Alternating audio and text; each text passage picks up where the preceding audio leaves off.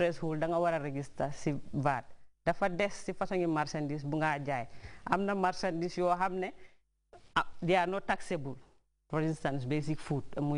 comme lekay malo yi yoy non xam nga yoy mom duñ ko tax. So su fekkee ne yaa ngi def business boo xam ne am na marchandise yoo xam ne tax waru fa fay tax ak yoo xam ne war nañoo fay tax da nga war a seet li nga xam ne moo war a fay tax rek soo amee 1 million threshold boobu su boobaa si nga war a register for VAT boobu is compulsory te is mandatory forcé la si law bi nu mu ko waxee. am nañ tam lu ñu ooyee voluntary registration soo gisee nag ñu def ko 1 million mooy pour mu nekk large businesses yi waaye small businesses yi nga xam ne tam am nañ threshold yi 500,000 muy $500,000 te gis nañ ne mun nañoo adhere to their obligation mooy li ñu war a comme di file return di fay seen tax on time di keep invoice keep proper records ñooñu tamit law bi am nañ lu ñu ooyee mandatory registration ma ne registration bi daa voluntary registration bi daa mu ngi mel ni mooy because bëgguñoo am comme bitig yu ndaw yépp su boobaa pour administrer VAT bi dafa jafe moo tax ñu def threshold bii ne bala maa dem ci Fafanding ndax ñiy def business di charge VAT am na any njëriñ bu am ci ñoom lanay njëriñ bi pour ñoom. Let me ask you that, okay. Maling, I think that is very important. You know, there are a lot of benefits. Now you are talking about consumers or the businesses? The businesses. Well, there are a lot of benefits because the VAT by design, you know, it has been realized that it does not have cascading effect because it does not create situations whereby you will apply VAT when there is already VAT in that price, and that is happening with sales tax. I will just give you an example. For instance, if a business, you know, that is importing goods into the country and selling, when it imports, it is paying, you know, import VAT. But this import VAT, because, you know, if the business is not engaged in manufacturing, you will realize that it will not get what we call input tax credit under a sales tax regime. Whereas if a VAT is in operation, what is happening that if a business has set up, all the VAT that you have paid, whether from things that you have, you know, purchased locally or VAT you had paid when you were importing certain goods into the country, that is refunded to you as a business.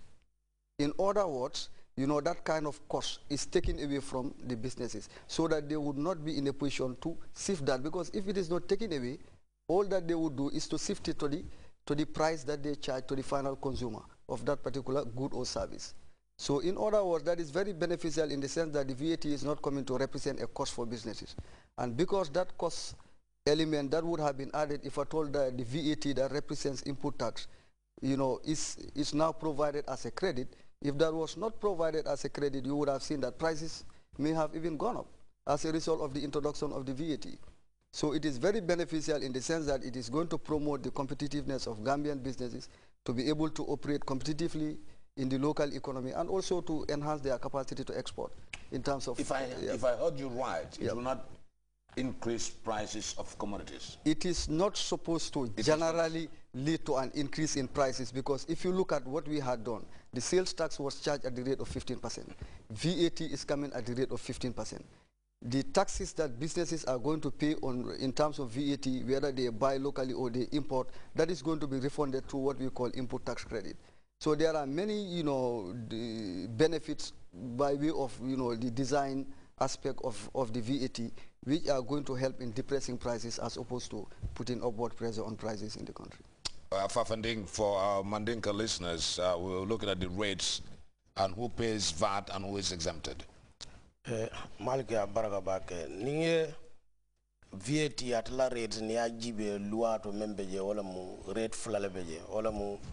government standard rate or mu 15% lede do rate do kavole 0 rate or mu 0% lede standard rate wala mu inte mol men ya business men ya ko register da VAT la ndika bakasol men fana wavi wo bakasol lua ya jeko ol nibe wafla foye VAT charge ol nibe charge la price nying wala muintu ko at enyanda rate me use la wala 15%. Foye be marchandise o bon la na bantala mola import waram foye ba sanna locally la wala mu banko kanje be la marchandise o sanna jangol de ka waf mo le eta be percentage rate me use la wala mu 15%. 0% wo mu molel men ya lon ko factuel men ya lon ko business on men be banko kan e feŋol de da ñim banko kan du be fintila Gambia banko e bandale ka me export wolu nun kumu ol e be VAT men jola is 0 rated wala mu e be 0% le jola je te VAT molel ka jo men ya lon ko men ke fanna fa ñi marchandise la nda manja ko business o business be banko kan wole li ñanta ñi VAT charge la loi même fo wala mu business o men ya lon ko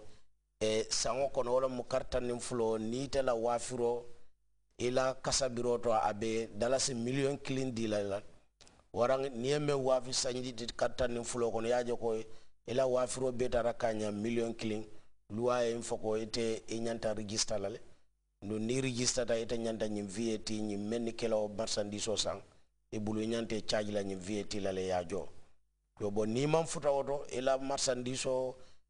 nanka mome ya be wa fisan ko na manfuta dalasi million kilinto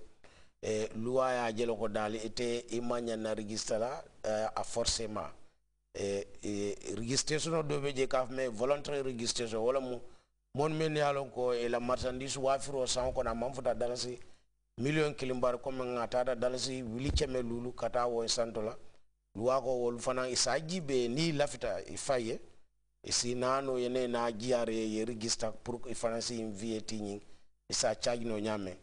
so nin kum ka kumo sutandi ñine be VAT ateka tamaten amanjo ko men ñim bitkandi men yalon ebe na cordal dandan la ni be dol kono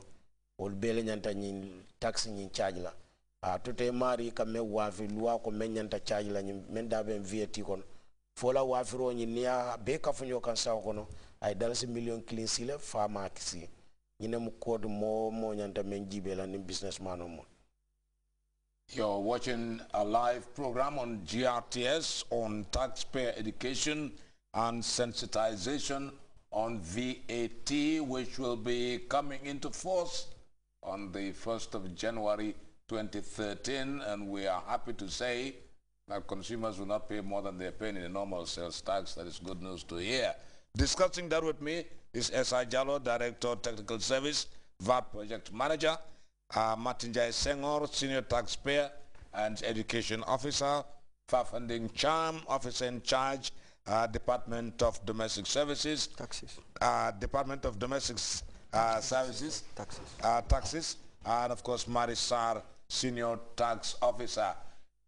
You can join us if you have a telephone nearby. If you're a businessman,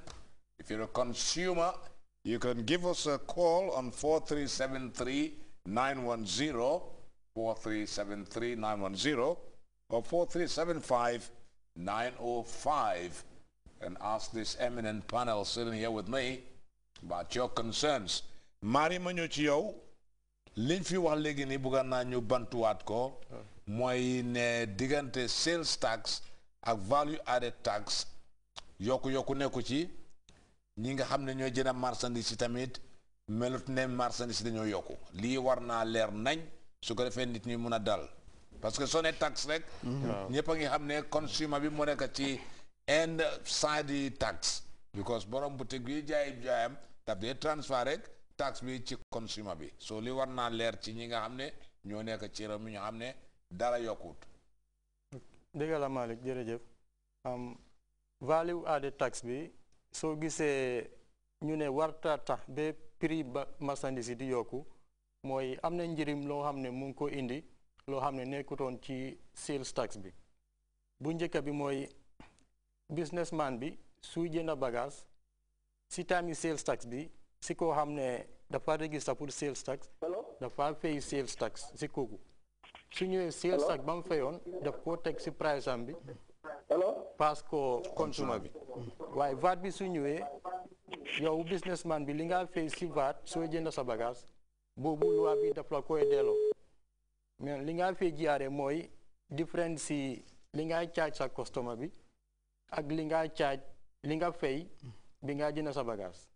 li nga fay bi nga jënd sa bagage dañ koo génne si li nga charge sa customer si dafa mel ni différence bi loolu nga fay si gàttal daal VAT bi nekkut loo xam ne dépasse la boo xam ne businessman bi dina ko fay